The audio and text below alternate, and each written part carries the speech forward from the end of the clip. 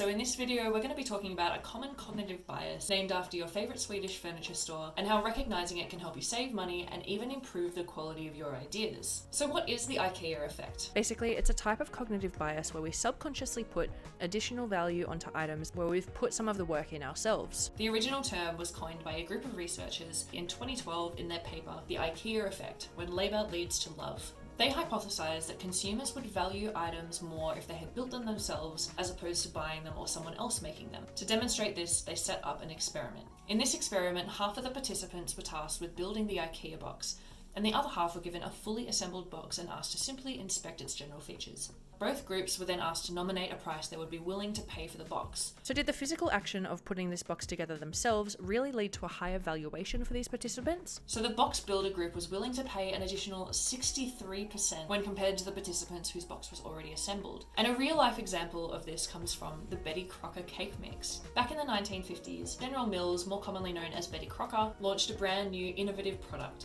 the powdered cake mix. It was super simple to make. All you needed to do was add water and chuck it in the oven to bake. And despite the simplicity and the genius of the product idea at the time, it just wasn't selling. So where many companies might have doubled down on marketing or consumer promotion, General Mills took a slightly different approach. They consulted a team of psychologists who actually suggested that making the product less convenient might help. So they decided to take out one ingredient, powdered eggs. The rationale for this was to get the consumer a little bit more involved in the baking process so that they didn't feel guilty about taking credit for the end result because they had to put a little bit of the work in themselves. As a result of this decision, sales skyrocketed. So it seems like when people are involved in the process, they're more likely to value the end result more highly when compared to buying the same product off the shelves. So why does this happen? As humans, we like to feel capable. So by giving us ownership over part of a task, it helps to give us that reward feeling and it boosts our self-confidence because we feel like we're capable. Similar to with maths, if you're given a problem that is just way too hard beyond your skill level, it can really lower your self-esteem.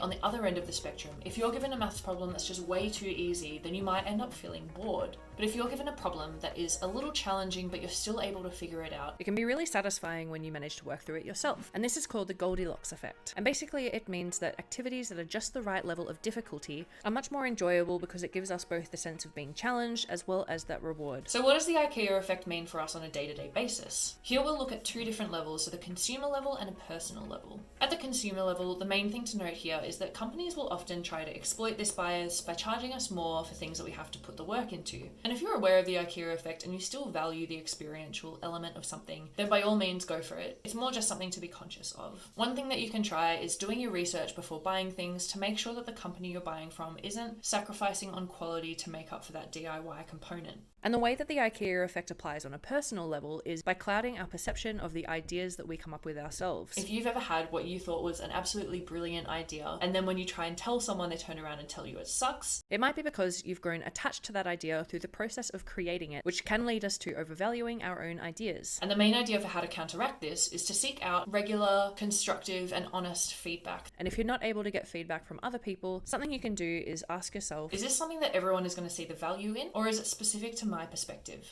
Thanks guys for watching. If you enjoyed this video, please leave a comment down below or give us a like or subscribe. Anyway,